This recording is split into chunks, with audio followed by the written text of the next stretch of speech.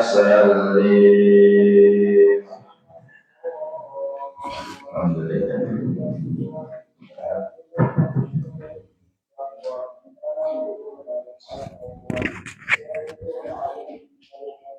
Bismillahirrahmanirrahim. Assalamualaikum warahmatullahi wabarakatuh. Waalaikumsalam warahmatullahi wabarakatuh.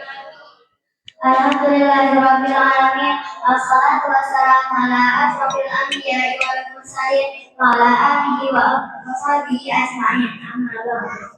Yang terhormat Ustaz Arif Maulana FIRK dan para jamaah hadirin hadirat kajian Islam Muslim dan rahimahumullah.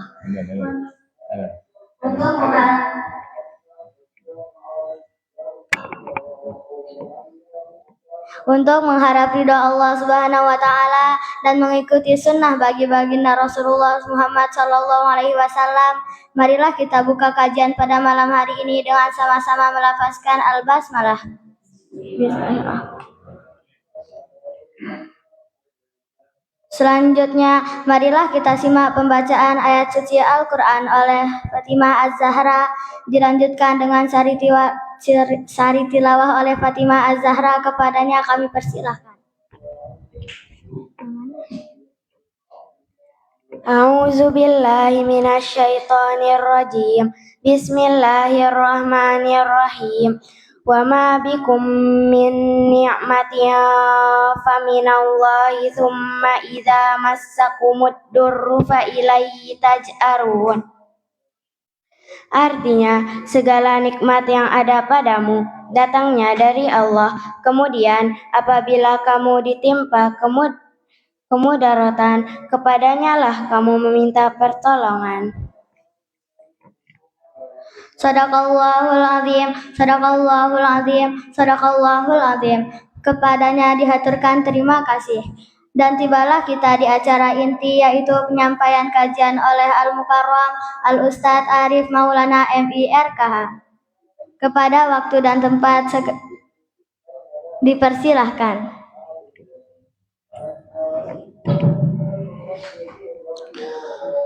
A'udzu billahi minasyaitonir rajim. Bismillahirrahmanirrahim. Alhamdulillahi rabbil alamin. Alhamdulillah haqqa hamdih.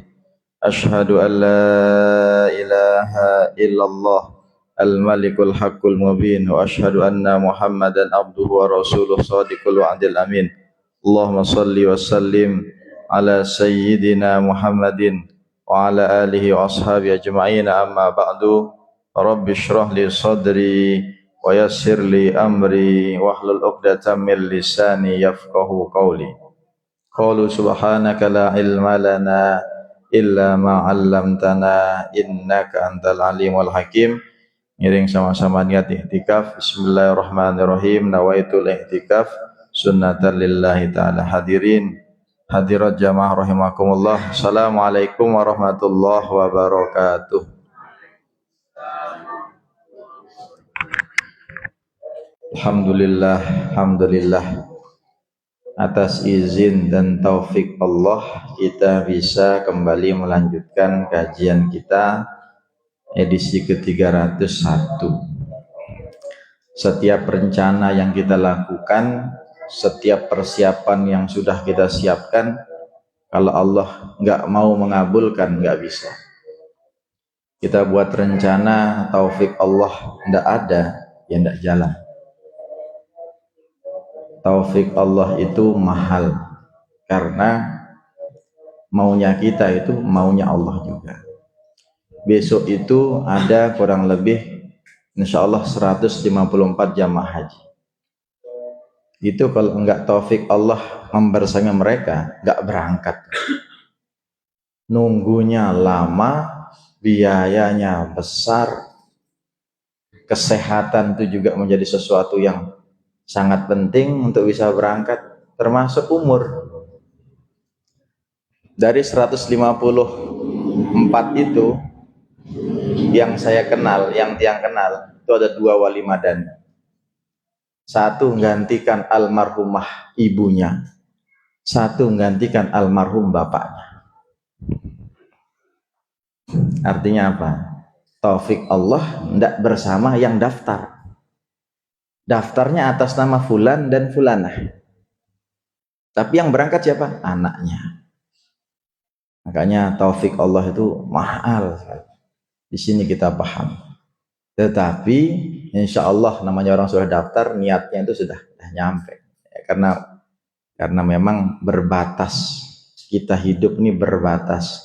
Orang lari maraton itu, Bang Hurun, tetap ada finishnya.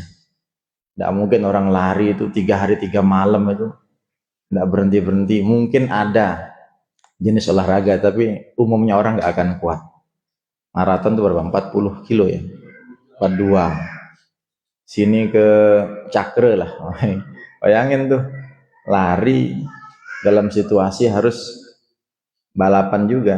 Jadi ketahanan fisik sangat-sangat dibutuhkan. Ngomong-ngomong tentang fisik, ya Nabi salam alaika, ya Rasul salam alaika, ya Habib salam alaika.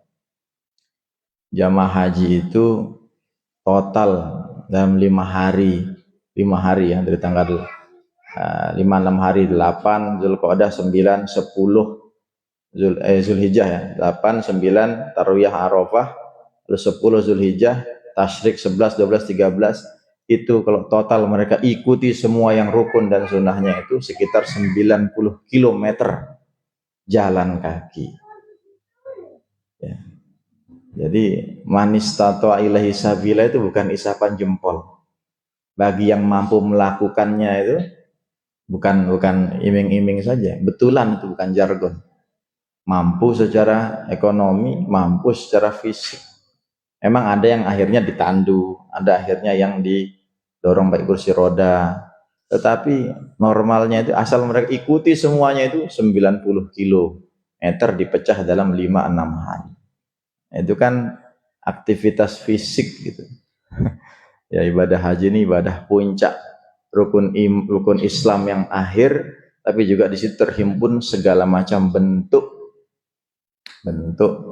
ibadah-ibadah. Hatinya dijaga, fisiknya dijaga, zahir batinnya juga dijaga dan diuji. Masya Allah. Nah, ini belum sudah ngomong tentang haji ini, karena kaitannya tadi tentang taufik ya. Banyak orang daftar, akhirnya enggak berangkat. Banyak orang nggak tahu, tiba-tiba gantikan orang tuanya, akhirnya berangkat. Nah, jadi haji muda. Haji muda. Siap nggak siap ya, di masyarakat akan dipanggil Pak Haji dan Bu Hajah. Ya. Banyak artis itu enggak siap haji, ketika ditanya kenapa? Saya belum siap, masih nata hati. Uang sudah ada. Nata hati sampai kapan kira-kira? Duluan meninggal. Ya. Jadi ya, usi nafsi wa iyyakum, niat daftar, niat berangkat, minta Allah cukupkan segala-galanya. Banyak orang itu tidak bisa berangkat haji ya, ngajarnya ya haji kecil alias umroh. Saking meletnya ke tanah suci. Semua ibadah haji umroh itu semua berpusat di Mekah. Tidak ada di Madinah. Tidak ada ibadah di Madinah itu yang spesifik haji umroh, tidak ada. Semua di Mekah. Tapi kenapa kita juga diminta ke Madinah? Ya, karena makam kekasih kita di situ. Kita ziarah lah minimal 1 kali seumur hidup. Niat. Karena memang banyak sekali orang yang menyepelekan dan menghambur-hamburkan uang pergi kemana-mana, tapi belum ke tanah suci. Pergi ke Paris, pergi ke Cina, pergi ke Amerika. Kenapa enggak haji umroh? Saya belum siap. Ya, kalau ngelihat Menara Eiffel, siap kapanpun. Kalau ngelihat Liberty, siap kapanpun. Tapi kalau untuk umroh, nanti dulu. Kadang orang kurang adil untuk itu. Usi nafsi wa iyyakum bitaqwallah. Tadi Zahra surat apa itu nak? An-Nahl 5:3. Itu tentang peringatan Allah bahwasanya setiap nikmat Allah, setiap nikmat karunia itu pasti dari Allah. Kita pikirkan, kita indang-indang, apapun kebahagiaan yang kita rasakan, kemenangan, prestasi, juara, pengakuan orang, nikmat sehat, sempat dikenal orang, nikmat dipercaya, itu semua dari Allah. Semua dari Allah. Ya, semua dari Allah. Dan sering sekali manusia itu merasa dialah yang menjadi sebab mutlak tercapainya pencapaian itu. Maka dikit-dikit harus alhamdulillah, dikit-dikit harus masya Allah, tabarakallah. Cepat kunci diri kita dari pintu takabur. Kunci takabur itu kan dari internal kita, dari dalamnya. Kunci juga agar nggak kena ain. Jadi ada dua ya. Takabur itu dari diri sendiri, itu bahaya. Sum'ah, riya itu sama. Yang kedua dari luar itu ain. Ain ini pandangan yang tidak suka sama kita. Akhirnya nanti ada orang yang main sihir, main santet, main ilmu hitam. Hal-hal seperti itu terjadi dan memang ada dalam kehidupan sehari-hari. Tetapi kalau kita minta tolong sama Allah, mau orang satu dunia pengen mencelakakan, insya Allah dijaga, insya Allah dijaga. Baik, saya entah kenapa jamaah saya pengen mengawali kajian ini dari perasaan sangat personal pribadi. Mulai dari April kemarin, Maret, April, awal Mei, tepatnya bulan Syawal, Zulqa'dah ini, yang pribadi memang sedang mengalami banyak yang ditakuti oleh orang-orang. Ditakuti oleh orang-orang itu contohnya adalah kehilangan. Kehilangan itu adalah ketika kita merasa itu milik kita. Orang tuh merasa dia hilang sesuatu darinya karena dia merasa ini milik saya, ini punya saya yang beli, saya yang rawat, saya yang jaga. Maka ketika hilang dia bersedih, wajar, secara manusia wajar. Tapi begitu kita diingatkan dengan wabasyirus sabirin alladzina idza asabatuhum musibah qalu inna lillahi wa inna ilaihi raji'un. Jadi Bu Haji, saya itu ngalami dua kali dini hari yang mencekam. Satunya setengah 1, satunya setengah 4. Ya, kalau telepon malam-malam tuh 2 aja kemungkinannya, 3 lah. 1 orang iseng, yang kedua kepencet, ya ketiga berarti benar-benar emergensi. Dan itu dialami oleh banyak orang, utamanya yang merantau. Nah, saya punya kakaknya di Malang. Tugas saya yang bagian yang hubungin ini. Wah, enggak asik sudah tuh. Kalau kita bilang, Assalamualaikum, selamat Anda mendapatkan hadiah umroh. Assalamualaikum, Anda mendapatkan rumah. Assalamualaikum, Anda mendapatkan anak Anda diterima di universitas bergengsi. Siapapun siap untuk melakukan tugas itu. Tapi ketika harus menyampaikan Assalamualaikum, kata setelahnya itu kira-kira apa? Nah, itu tidak mudah ya. Jadi kita semua ada yang sudah mengalami, sedang mengalami, dan mungkin akan mengalami proses dengan berbagai macam drama dan kesedihan yang berlipat-lipat. Itu orang tua. Lalu beberapa hari yang lalu partner kami, teman kami di Masjid Agung, saya cerita sedikit begini. Almarhum itu, Masya Allah, fadhkuru mahasina mautakum.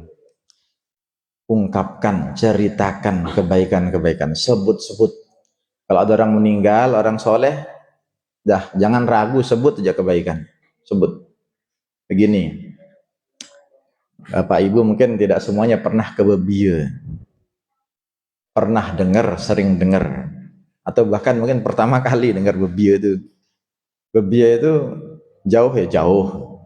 Ya sama Pengembuk masih jauhan Bebieu. Sama Kayangan masih jauhan Bebieu. Ini sudah beda kabupaten. Ya. Terus sampai sana, di situ saya temukan kok rasa-rasanya seperempat orang Gubuk Baru nih di situ. Gubuk Baru Nyangget maksudnya. Siapa yang menggerakkan hati orang untuk ke sana? Siapa yang menggerakkan langkah orang kok bisa sampai ke sana? meninggalkan kesibukan, meninggalkan aktivitas rutinitas. Angannya itu kok sampai ke sana itu siapa? Kalau bukan Allah. Orang merasa mudah, ringan, mau ke sana, bercapek-capek, berlelah, berpayah-payah, tidak dibayar. Siapa yang gerakkan? Kenapa? Perlu kita berpikir, merenung. Sedangkan di satu sisi ada kematian atau berita menyedihkan yang respon manusia ya biasa saja. Sedih iya, ada yang ngelayat iya, tapi tidak sebanyak sebagian yang lain. Ini perlu kita jadi apa ya, renungan begitu. Maksud saya, rektor universitas datang, tuan guru kiai datang, ustadz banyak, masyarakat nih dari Tanjung itu saja berapa Satsuki? Saya ngawak aja kemarin tuh, nggak tahu kan datanya kan. Saya bilang puluhan mobil, puluhan motor KLU tuh ke situ. 200-an orang tuh mungkin ada, bahkan lebih. Itu secara banyak sekali, itu baru dari sini, belum dari sananya. Terus kita ngelihat pengabdian seseorang itu, dia jadi guru agama, puluhan tahun. Yang ngajarin ngaji minimal kesebut lah. Ngajarin agama, akhlak, sejarah, pasti banyak lah yang nyangkut dari sekian ratus atau ribu muridnya. Itu adalah saham-saham kebaikan, dan kita yakini orang-orang seperti ini sedang panen sekarang. Ya. Formalitas kita tuh kita menangisi kepergian, sedih. Tapi sebenarnya yang di dalam tanah ini mungkin sedang senyum nih. Dan Masya Allah, tabarakallah, kita ditunggu betul sebelum jenazah itu dikafani, kita ditunggu sempat. Satu berikut itu sempat ngelihat ya. Itu mendoakan masih itu, Masya Allah. Ya begini-begini kematian-kematian yang diirikan gitu. Jadi kita ini boleh berpisah dengan siapapun yang kita sayang, yang kita kenal, yang kita berhutang padanya. Minta satu sama Allah, tempatkan beliau-beliau, mereka-mereka tempat yang terbaik. Kita juga besok nyusul mereka ketemu. Itu caranya. Karena kita dimakamkan ini berbeda-beda nih. Ada yang di Montong Mojolangu, ada yang mungkin di Gondang, ada yang mungkin di mana di Karangkates, ada yang di macam-macam, ada yang di Bebiu. Besok itu Allah tuh mudah saja manggil, ngumpulkan ke satu titik, dikumpulkan lagi, disempurnakan lagi penciptanya agar bersama. Maka Allah majma'na fi jannatikal firdaus, ya Allah kumpulkan kami di surga firdausmu, karena surganya ada banyak. Bersama ma'anabika, bersama kekasihmu Rasulullah Muhammad. Jadi kalau sudah sama Rasulullah mesti di firdaus. Mesti itu. Bigoiri hisab, tanpa hisab. Wah, ini nikmat apa lagi nih? Ada orang masuk surga lalu hisab dulu, deg-degan tuh. Orang daftar CPNS saja dengar pengumuman deg-degan, lulus enggak? Jangankan yang itu, yang misalnya fun run, dapat tiket, oh nomor saya kesebut enggak ya? Deg-degan, hal kayak gitu aja deg-degan. Ada razia deg-degan, kena enggak ya, ketangkep enggak ya, ketahuan enggak ya? Ini gimana tentang penentuan nasib nih, surga atau neraka, dihisab. Ibaratnya kalau diilustrasikan ini, beratan mana nih, kanan kiri, itu deg-degannya kayak apa itu? Maka dikatakan nanti di padang mahsyar itu keringat orang itu sampai membasahi badannya, sampai dia mandi keringat. Ada yang mandi selututnya. Jadi semua tuh berkeringat sampai selututnya orang-orang. Ada lagi sampai seperutnya, ada yang sampai selehernya. Saking itu baru keringatnya. Itu deg-degannya luar biasa. Jadi kita minta agar bigoir hisab wala sabiqu adab, tanpa didahului sebelumnya oleh azab. Karena ada yang masuk surga digosongin dulu di neraka, dimampirin dulu di neraka. Kata malaikat, sek dulu, sek nanti dulu, nginep dulu semalam 2 malam di neraka. Siap cut itu malaikat maksudnya. Siap cut, cuma 2 malam aja. 2 malam versi akhirat nih, jangan samakan dengan nginep di Oyo, di Red Door, di hotel-hotel apa tuh, di Tidak sama, fasilitasnya itu beda, ya. Tidak akan pernah kita bayangkan, naudzubillah. Maka itu ya, tuh Ustaz Zakaria, ya. Kita bacakan kepada semua jamaah, teman, kenalan, guru-guru kita, keluarga kita, siapapun silahkan niatkan kepada mereka Al-Fatihah.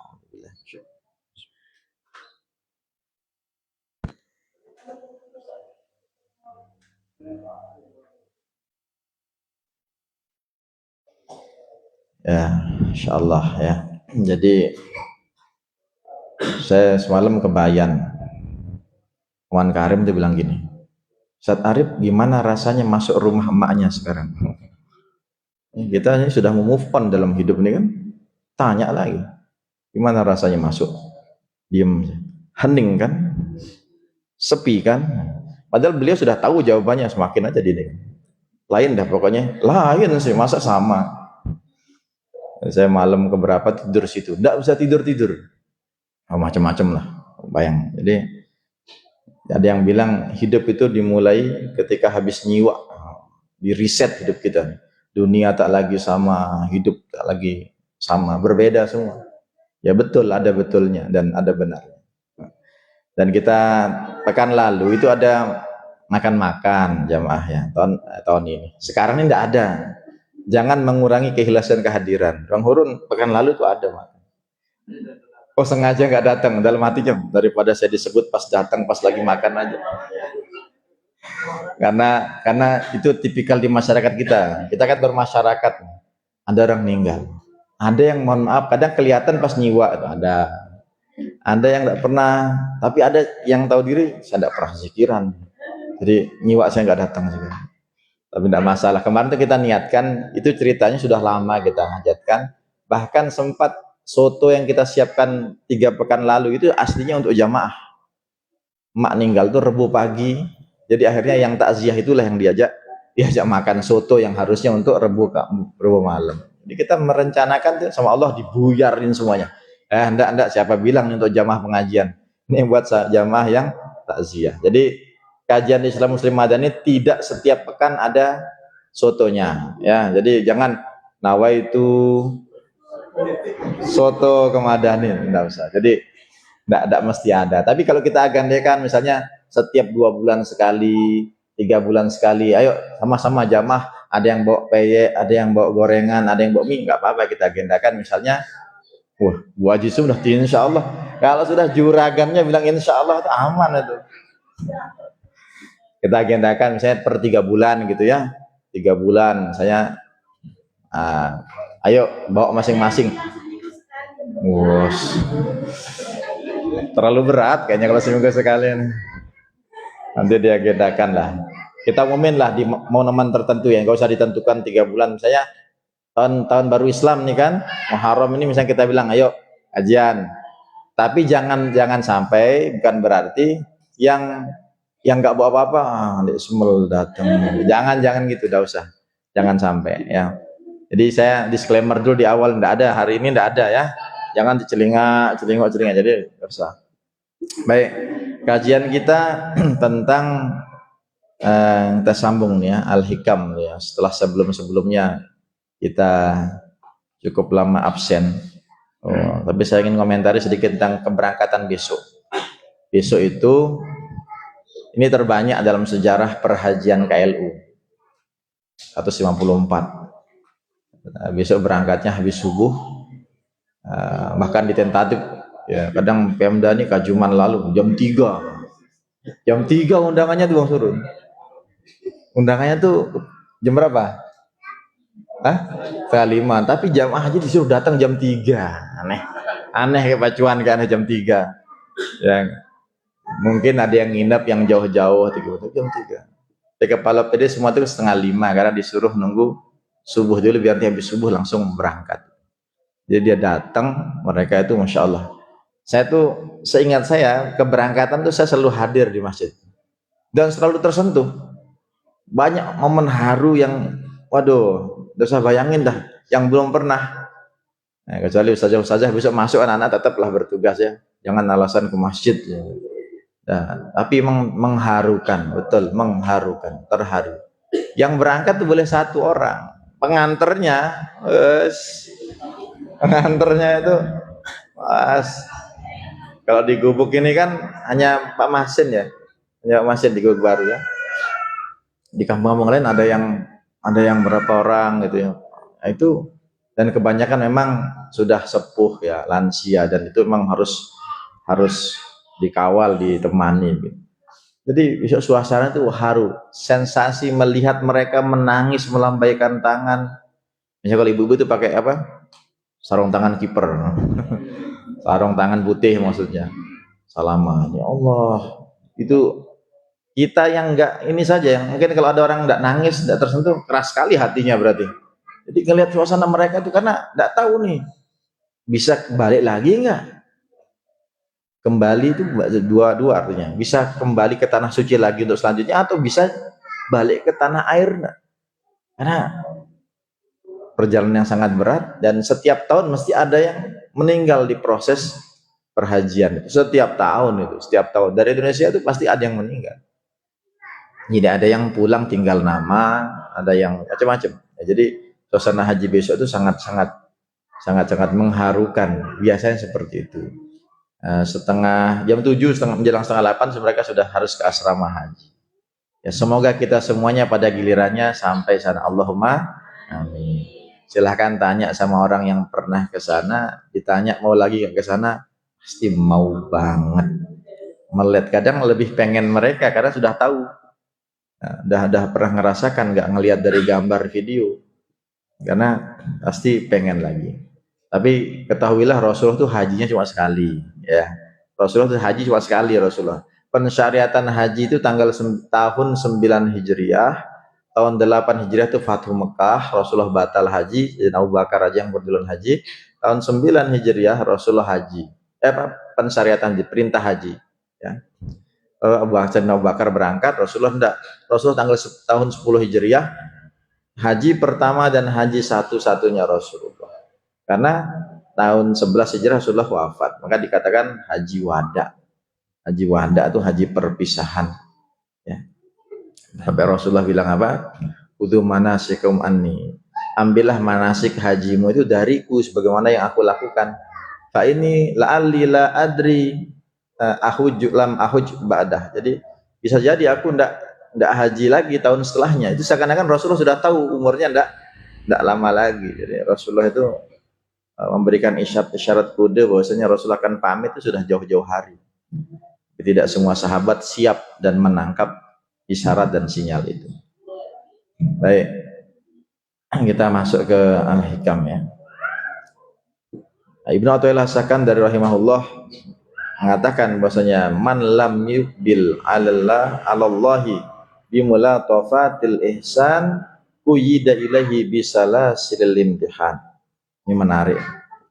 Barang siapa, kata beliau, yang tidak suka menghadap Allah, ya, nggak senang kembali kepada Allah, pulang kepada Allah dengan halusnya pemberian dan karunia Allah, maka akan diseret oleh Allah supaya kembali kepadanya dengan rantai ujian atau musibah. Sederhananya begini, musibah sama nikmat itu sebenarnya sama di mata Allah. Cara Allah manggil kita pulang, cara Allah pengen kita ingat sama Allah, media untuk bisa semakin taat sama Allah. Sebenarnya begitu. Di sisi Allah nikmat sama musibah itu dia sama sebenarnya. Sekarang kita tinggal milih nih, kita mau ingat Allah, zikir kepada Allah, taat kepada Allah dalam keadaan susah atau senang. Lebih enak mana? Ingat Allah dalam keadaan bahagia, atau lebih enak mana ingat Allah dalam keadaan susah? Lebih senang harusnya saat kita bahagia. Coba dalam lapang, sehat, istighfar, zikir, sholat, ngaji. Ini Bang Hurun nih rajin sekali ngaji. Ngaji kita ini kalah kadang. Mengaji di situasi luang, lapang, tidak sedang sakit tidak dalam musibah itu jauh lebih nikmat. Tapi banyak orang tidak melakukan itu. Makanya diseret dia. Kuyida ilahi bisalah silintihan. Cara Allah itu dikembalikan, ditarik, dia ingat sama Allah. Dengan apa? Dengan musibah, dengan ujian, dengan kesedihan. Baru, ya Allah. Nah, orang bilang ya Allah di saat sedih itu mahal. Ya Allah, astagfirullah. Beda sama why always me. Kenapa selalu saya? Kenapa saya ya Allah?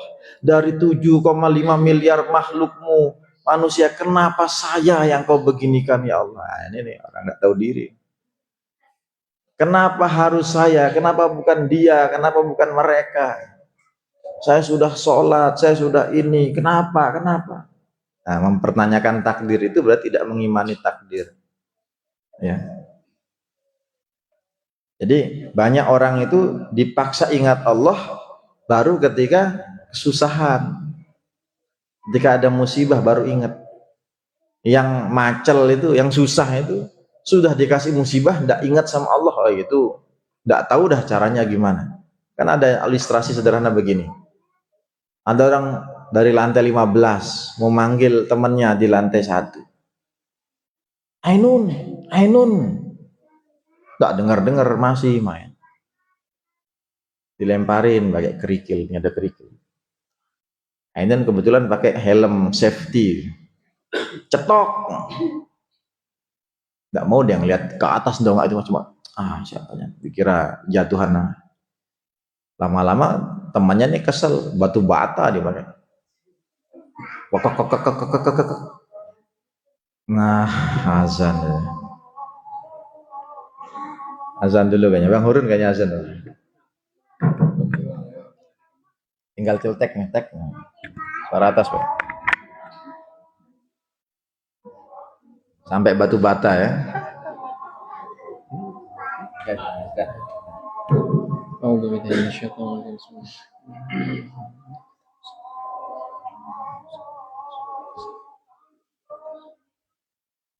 Allahu Akbar, Allahu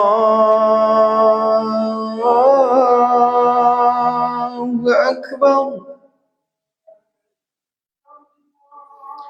Allahu Akbar, Allahu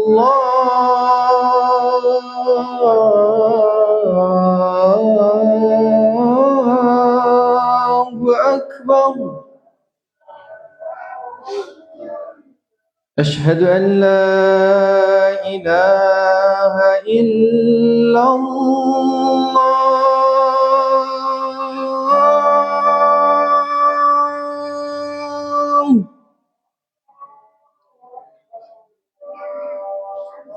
Asyhadu an la ilaha illallah.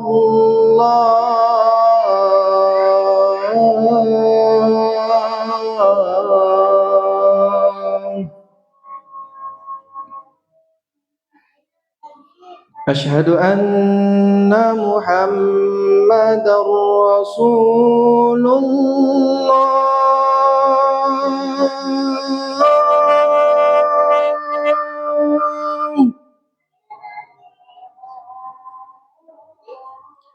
Asyhadu anna Muhammadar Rasulullah.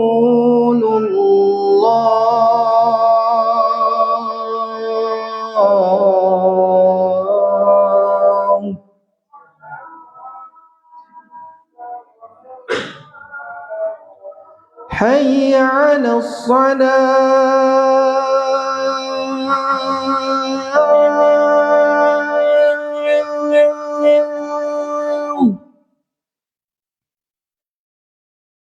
Hayya 'alas salah.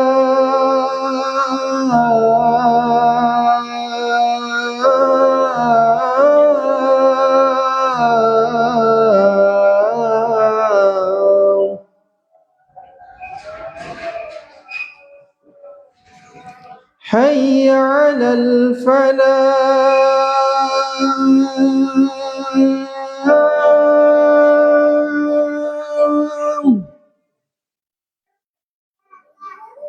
حي على الفلاح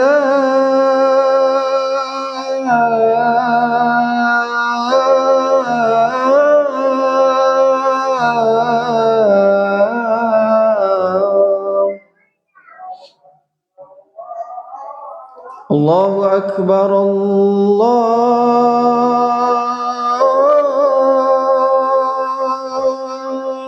أكبر لا إله إلا الله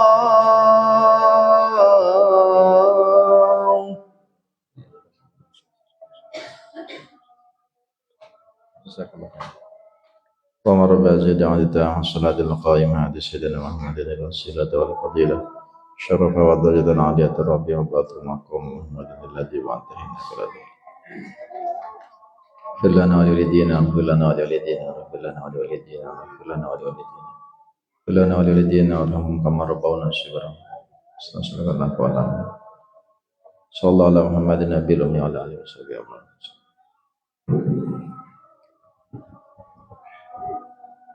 Syukran. Ya, jadi ada orang yang dipanggil ndak noleh, ndak nengok, nggak kembali. Padahal seruan azan terdengar di mana-mana. Padahal banyak dakwah, banyak pengajian, banyak orang-orang yang juga mengajak dia untuk taat. Dilempar kerikil ndak noleh, dilempar bata. Kalau kena tuh otomatis langsung gelebuk gitu kan. Kalau pakai helm mungkin masih aman kalau nggak pingsan. Tapi kadang nggak kena juga lemparan itu, saking jatuh di depannya. Tapi dia tidak menganggap itu sebagai teguran. Dia tidak menganggap itu sebagai peringatan dari Allah. Baru dia sadar kalau sudah dilempar dan kena, baru dia noleh. Oh ternyata selama ini saya dipanggil, saya ditunggu, saya diarahkan, diajak. Padahal dengan naik ke lantai sekian itu, hidupnya akan lebih bahagia, lebih tenang. Itu gambaran ya, ilustrasi betapa kita kadang memang terlalu santai menyikapi nikmat Allah itu, menganggap biasa. Padahal nikmat Allah itu mahal sekali ya. Sehat itu kayak apa mahalnya? Tanya orang yang sudah berhari-hari di rumah sakit, tidak ada nikmatnya. Mau rumah sakitnya mewah, elit, bintang 7 misalnya, ada rumah sakit bintang 7, tetap enak di rumah. Jadi cara Allah memberikan nikmat itu digambarkan sebagai oleh Ibnu Athaillah Sekandari sebagai kelembutan, kehalusan. Tapi saking lembut dan nikmatnya, halusnya nikmat itu, kadang kita nggak ngerasa itu sensitif sebagai sesuatu yang layak untuk disyukuri. Padahal bisa tidur nyenyak itu nikmat, bisa makan enak itu nikmat, bisa beraktivitas itu nikmat. Ya. Saya tidak bosan-bosan bilang setiap kita lewat rumah sakit atau pemakaman, doa Allahumma shfi mardhana warham mautana, kalau bisa latih diri kita untuk selalu bilang Allahumma shfi mardhana, ya Allah sembuhkanlah orang-orang yang ada di dalam. Kita nggak bisa sebut satu-satu. Nah, warham mautana ya kalau di makam ya Allah rahmati, kasih sayangi orang-orang yang sudah mendahului. Yang boleh kita doakan itu siapa? Yang seiman, yang seislam. Ya, jadi jangan pernah lupa itu. Coba tes sekali ya. Semuanya bilang Allahumma shfi mardhana warham mautana. Nah, dah sependek-pendeknya doa itu. Kita depannya di RSUD pemakaman tuh. Saya Supri ke ngajar tuh lewat berapa makam tuh? Makam. Banyak sekali makam. Ya pengingat. Jadi banyak orang nggak sadar dengan kelembutan dan halusnya nikmat, sehingga perlu yang kasar-kasar, perlu yang keras-keras. Orang kalau jalan di tempat yang lembut nyantai saja, tapi kalau tempatnya itu terjal pasti akan hati-hati, ya, akan hati-hati. Nah, kewaspadaan kita terhadap musibah itu menjadikan kita ingat sama Allah. Itu berarti musibah yang memberikan kebaikan. Nah, maka dikatakan oleh Budailah, nikmat dan musibah itu sebenarnya sama jalan menuju Allah. Ada jalan Soekarno-Hatta, ada jalan Tio Tata Tuna misalnya. Nah sekarang kita anggap saja jalan musibah, jalan nikmat. Dua-duanya bisa mendekatkan diri kepada Allah. Ada orang yang bisa mendekat dengan Allah dengan nikmat yang dia peroleh, ada yang baru sadar mendekat kepada Allah ketika sudah melalui jalan musibah. Jadi kita disuruh milih sama Allah nih, baiknya, enaknya dekat sama Allah saat lapang, saat mudah. Makanya kita kayak nama jalan itu, jalan musibah, jalan nikmat. Kita pikirkan, sekarang ini kita sedang di jalan musibah atau jalan nikmat? Kalau jalan nikmat itu mendekatkan kepada Allah, berarti nikmat yang barokah. Jalan musibah ternyata makin mendekatkan kepada Allah, sama juga, itu juga penuh kebaikan. Tapi kalau nikmat menjauhkan kita dari Allah, hati-hati. Kita takutnya nanti istidraj. Ya. Yang lebih pelik lagi, sudah kena musibah makin jauh dari Allah, hanya susah lagi. Jadi kita diminta untuk sama-sama mawas diri, untuk hati-hati betul terhadap setiap macam perasaan yang kita rasakan. Rasa kehilangan, rasa kesenangan itu sebenarnya sama baiknya kalau semakin mendekatkan diri kita kepada Allah, dan sama bahayanya, ya, sebagaimana juga sama bahayanya kalau kita semakin menjauh pada Allah. Nih pada Isa ada zikiran, jadi kita cukupkan dulu. Nah, closing statementnya begini, penutupnya begini. Saya ingin sampaikan, Masya Allah ya, kita kalau sudah ditinggal oleh orang yang kita sayang gitu, pilihannya itu ada berapa? Satu, pertama kita kenang kebaikan-kebaikan almarhum almarhumah. Lalu dari apa yang ditinggalkan itu bisa kita pakai, ya pakaiannya, ya rumahnya dan seterusnya, itu kita bisa pakai. Tapi jangan lupa sebelum itu semua, itu kita tunaikan apa saja hutang piutang. Saya ingat ketika almarhumah emak itu menyisakan sekian belas hari sholat yang tidak sholat karena keadaan sakit, itu langsung terbagi 3, ayo sebelum menyiwak selesai dibagi itu biar sholatnya. Makanya dulu di awal-awal emak itu, kalau ustazah yang ada sholat sama kami sini peka, itu saya setelah salam saya berdiri lagi mengganti sholat atau kodok sholat ya kepada siapapun yang kita niatkan. Bisa nggak untuk diri kita? Bisa. Caranya gimana?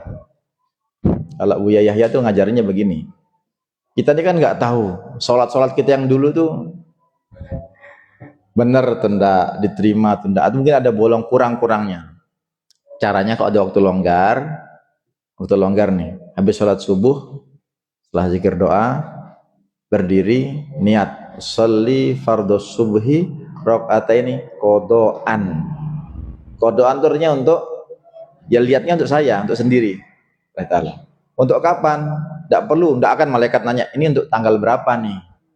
Kodok tanggal berapa, tahun berapa, usia kamu, enggak. Pokoknya bisa kita punya utang 17 selama kita balik 17 subuh kita yang error, cicil 1. Kalau ganti 17 subuh kan habis waktu kita nih, artinya nggak jadi kita ngapa-ngapain nih. Yang istri akan meninggalkan masakan untuk keluarganya, suami akan terlambat untuk mencari nafkah. Niat caranya satu hari 5 sholat. Ya sholat yang waktu itu, subuh, sholat subuhnya, kodoan. Nanti zuhur, sholat zuhur, kodoan. Asar, niatnya sama, tinggal diganti fardhulillah itu jadi kodoan gitu ya. Jadi asar terus. Jadi sehingga kalau dalam 5 kali kita sholat dalam sehari, berarti ada 5 sholat fardu yang kita ganti sesuai namanya itu, ya subuh, ya zuhur, ya asar, ya maghrib, ya isya. Tinggal kalikan terus, karena kita tidak tahu nih sholat kita yang dulu. Lain halnya kalau orang mu'alaf dia masuk usia 55 tahun baru masuk Islam, dia tidak perlu ganti yang 55. Oh kok enak, mau kayak gitu? Mau nggak? Saya coba, naudzubillah, masuk ya. Oh baby, pas musyahadat ninggal, susah juga. Jadi nggak usah iri sama orang mu'alaf. Irinya itu mereka terlahir bagaikan bayi yang baru lahir gitu. dosanya diampunkan seluruhnya. Kita ini ya resiko dan konsekuensi. Kita kenal Islam lebih dulu, lebih lama, harusnya potensi pahalanya lebih besar, begitu saja ngelihatnya. Jadi kita tuh mengkodokkan oleh kepada orang siapapun bisa. Ya, dikodokin bisa untuk diri, bisa untuk orang lain. Jadi itu penting. Kadang orang melewatkan. Ya, saya kalau takziah kemana-mana, misalnya saya tanya, gimana almarhum atau almarhumah sholatnya bagaimana? Sakitnya sejak kapan? Tidak apa-apa. Agak perih memang didengar oleh orang, tapi saya tanya, ini ibu udah berapa lama sakitnya? Udah sebulan Ustaz. Sadar nggak ketika? Tidak sadar. Sholatnya gimana? Karena gini sama adik kakak. Jadi perlu dipikirkan, digantikan oleh yang mampu untuk menggantikan. Ya, kurang lebihnya mohon maaf. Demikian kajian seri 301 kajian Islam Muslim Madani. Kita langsung kita kembalikan ke MC. Nanti insya Allah sehat panjang umur, kita jumpa lagi di sesi 302 insya Allah. Sudah semakin dekat dengan Idul Adha ya. Kalau ngelihat bulan sekarang sekarang tanggal berapa? 20-an ya sekarang ya. Sekitar tanggal 20 sekarang nih, Zulqa'dah. Habis itu Zulhijjah, lalu pengingat dari sekarang niat puasa Tarwiyah Arafah. Tarwiyah tanggal 8 Zulhijjah, Arafah tanggal 9 Zulhijjah. Detailnya nanti kita insyaallah pekan depan kita sampaikan kapan harinya biar kita niat sama-sama puasa ya.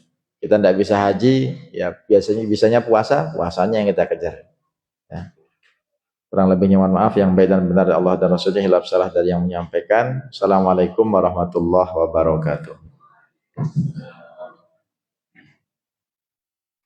Kepada Al-Ustaz Arif Maulana MIRK, kami aturkan jazakumullahu khairan kasiran atas penyampaian materi kajiannya. Acara yang terakhir, penutup. Marilah kita tutup acara kajian ini dengan sama-sama melafazkan alhamdulillah dan doa kafaratul majelis.